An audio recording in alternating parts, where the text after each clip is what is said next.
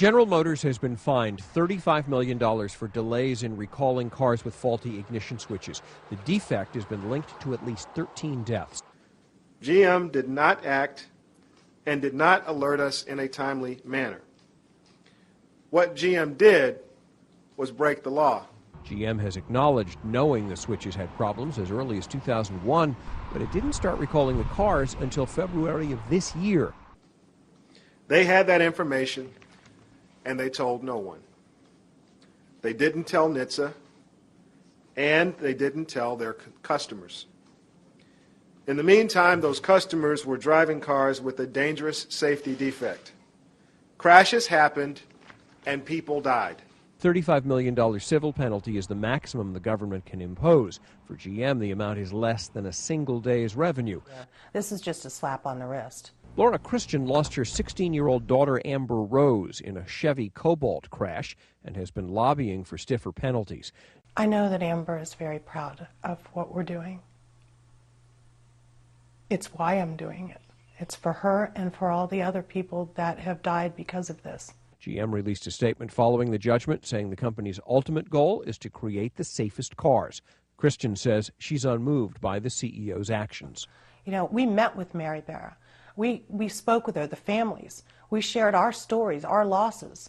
And she had no emotion.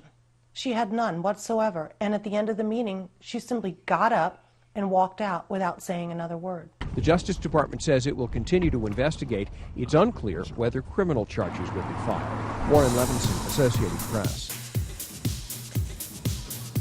Hi there, I'm Darren Howard. And I'm Robert Nisbet. You're tuned in to Video Radio. Yes, indeed, our look at law and disorder, or rule of law. My gluteus maximus. He does that so well. That's awesome. I was going to say something far different.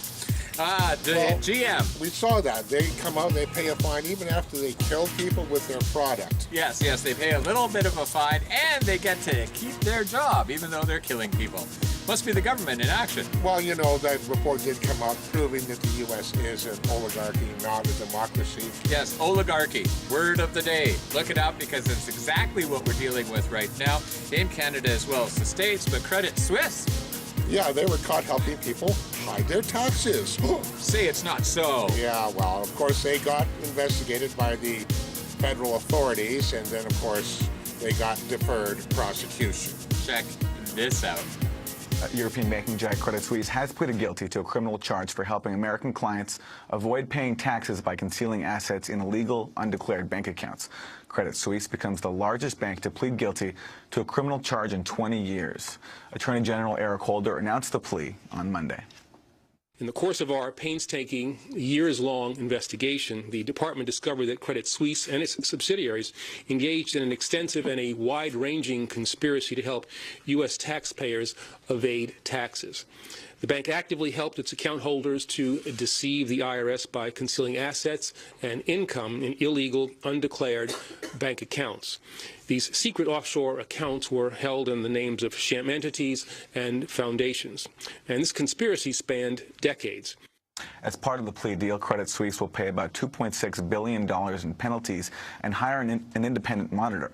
But the bank will not be required to turn over the names of the Americans who used the bank to evade taxes. Under the deal, no senior Credit Suisse executives will face jail time, and the bank will be allowed to continue operating in the United States.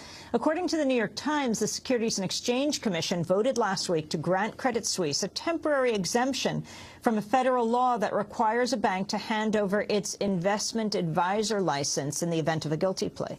Can you assess this settlement? Because the way they structured this plea bargain was to rule out any impact on Credit Suisse's license to operate in the United States. It was the only impact that a criminal prosecution could have had. And I think going forward, the banks in Switzerland will be looking for new ways, new inventive ways of serving Americans. So we do this to talk about what lamestream media refuses to talk about. Yeah, these things aren't usually carried on CBC, CTV, or Global News. Yes, can we say fractional reserve lending? How about fiat monetary system? Well, don't forget, we do have the financial training, or whatever. What do they call it? The financial knowledge program? Oh, yeah. They're actually teaching kids how to go into debt. This is messed up. In school, okay? I mean, it's totally fascist. Maybe they should teach some of these bankers things, like how to misrepresent themselves in court and how to, steal from people in new and better ways the way Bank of America has. Ensure you never go to jail. Another wrist slap fine for another bank while they try to jail protesters. Here's this. Bank of America has been forced to pay $772 million in fines and restitution for illegal credit card practices. You've probably been hearing about this story for the last couple weeks. According to the Consumer Financial Protection Bureau, the bank used deceptive marketing practices in an attempt to sell add-on services for roughly 1.4 million consumers, and another 1.9 million consumers were illegally charged for credit monitoring and reporting services they never received. The CFPB director, Richard Cordray, had this to say. We have consistently warned companies about illegal practices related to credit card add-on products. Bank of America both deceived consumers and unfairly billed consumers for services not performed. We will not tolerate such practices and will continue to be vigilant in our pursuit of companies who wrong consumers in this market. So the $772 million, it sounds like a lot, but is there any number that's ever enough to penalize the banks? Well, I bet the banks are really embarrassed. I bet they feel really bad about this. I mean, they had to pay this big fine that they were have to admit criminal malfeasance, except nobody goes to jail. No, right? no, there's nothing in jail. And it feels like banking crimes and fraud seems to be the least important crime to prosecute federally, right? So they treat kind of like that, like they treat pot in California. And if you notice, right, so $755 million, but nobody goes to jail. Yeah. Nobody's prosecuted. Nobody has to sit there and answer questions. Who else gets away with that? Drug dealers, they don't go, how much money did you make selling drugs? $2 billion? Pay us $1 billion. Colors that awesome. Oh, well, financial crimes, the RCMP doesn't really care about those. No, it's not about crimes. It's about what we can prosecute. And speaking of things the RCMP doesn't do, they don't really like to investigate politicians and their staff either. No, not when it's the PMO's office, because they're refusing to investigate the RCMP. Check this out about how the RCMP has dropped the ball once again. The RCMP says Nigel Wright broke no laws when he gave Mike Duffy the $90,000. We have concluded that the evidence gathered does not support criminal charges against Mr. Wright. Wright hasn't spoken publicly since the news broke last May, but his lawyer issued a statement on his behalf. I believed that my actions were always in the public interest and lawful. The outcome of the RCMP's detailed and thorough investigation has... Wright's former boss, Prime Minister Stephen Harper, was never tight-lipped about Wright's role in the scandal, and like most yarns, Harper's changed with the retelling. Mr. Wright gave Mr. Duffy money so that what he felt that the right thing should be done, that Mr. Duffy should repay the money he owes taxpayers. He, Mr. Speaker, decided to do that on his own without informing us. For that reason, upon reflection, I accepted his resignation. On our side, there is one person responsible for this deception, and that person is Mr. Wright. It is Mr. Wright by his own admission. Today, the Prime Minister's office said it was pleased the RCMP had made progress in its investigation. NDP leader Tom Mulcair says there's much more to uncover, starting with the Prime Minister.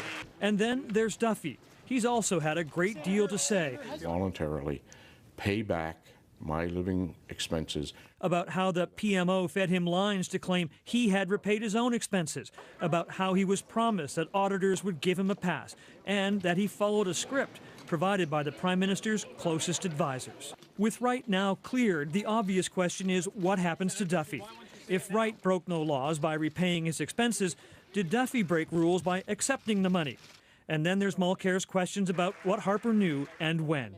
And sources tell CBC News that Nigel Wright may still be called as a witness in a future criminal proceeding. Those same sources say he has cooperated fully already and will continue to do so.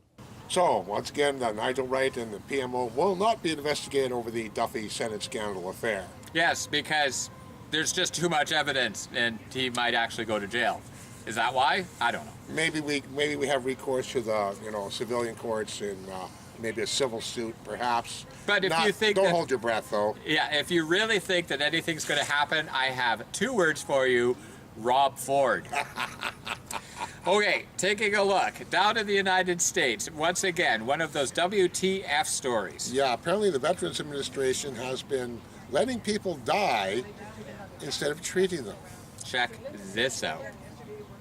Despite an annual budget of $150 billion, VA hospitals have become notorious for dilapidated facilities, corrupt compensation, and most significantly, absurdly long benefits and medical claim backlogs.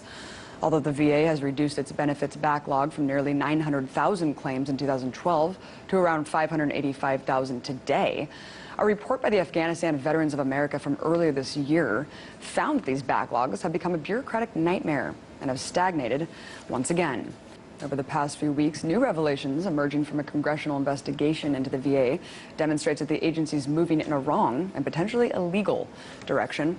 According to multiple whistleblowers, at least 40 veterans have died while waiting to be seen by Phoenix VA doctors. Last month, Dr. Sam Foote, a 24-year-old employee of the Phoenix VA, told CNN that these patients were not only waiting up to 21 months to be seen by medical staff, but that the agency did everything in its power to cover up these deadly long wait times. Yes, internal emails obtained by CNN back up Foote's claims and shows that Phoenix VA actually created a secret waiting list, which was hidden from the national VA here in D.C.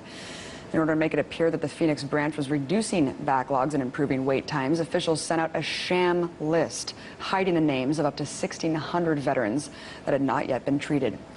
According to Foote, officials told their staff not to save a public digital copy of appointment requests so that the records were completely hidden from Washington. And this deadly waitlist cover-up does not appear to be only confined to Phoenix. Since the investigation began, both the Texas and Colorado VA systems have come under fire for conducting the same illegal behavior. Essentially, what this means is that we have no idea what the real backlogs numbers are or how many veterans have died due to the agency's criminal negligence. So we'll keep an eye on that story about how the Veterans Administration is treating its, most honored people. That they're, at least that's what they say. Well, it's like the Conservatives, right? Right here in Canada, we have no moral responsibility to care for our veterans. Ha!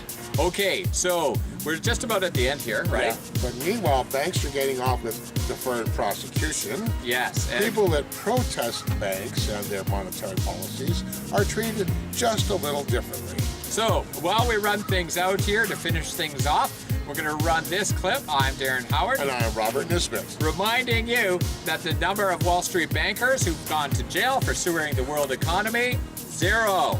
Number of protesters going to jail, add 1 more. Check this out. A New York City judge has sentenced an Occupy Wall Street protester to 3 months in jail and 5 years of probation. Cecily McMillan was arrested in March 2012 as protesters tried to reoccupy Zuccotti Park. She was convicted of deliberately striking an officer with her elbow. McMillan says she swung her arm instinctively after being grabbed in the right breast from behind. McMillan faced up to 7 years in prison. Her case sparked a national outcry and pleas for leniency, even from a majority of the jurors who initially found her guilty. Many of her supporters say the trial should have been about the police assaulting her, not vice versa. Her lawyer, Martin Stoller. History will say that there was over-policing of the Occupy Wall Street movement and that Cecily McMillan became an object of prosecution. I don't see any reason why Cecily would be prosecuted for a felony except to send a message out that says, do not get yourself involved in protests, do not get yourself involved in demonstrations, otherwise we're going to severely deal with you if we have a reason to do so. This case any different, or this case out at all? It's extraordinarily different. It is a felony for assaulting a police officer. There are half a dozen other charges that were brought for people from Occupy that are accused of assaulting a police officer, but they were dropped. They were lowered. People were given ACDs, people were given repleaders, and people took disorderly conduct. Will there be an appeal? There will be an appeal. The notice of appeal was filed this morning. An appeal will be conducted. to try to get a new trial and remove the stain of a felony conviction from Cecily's record.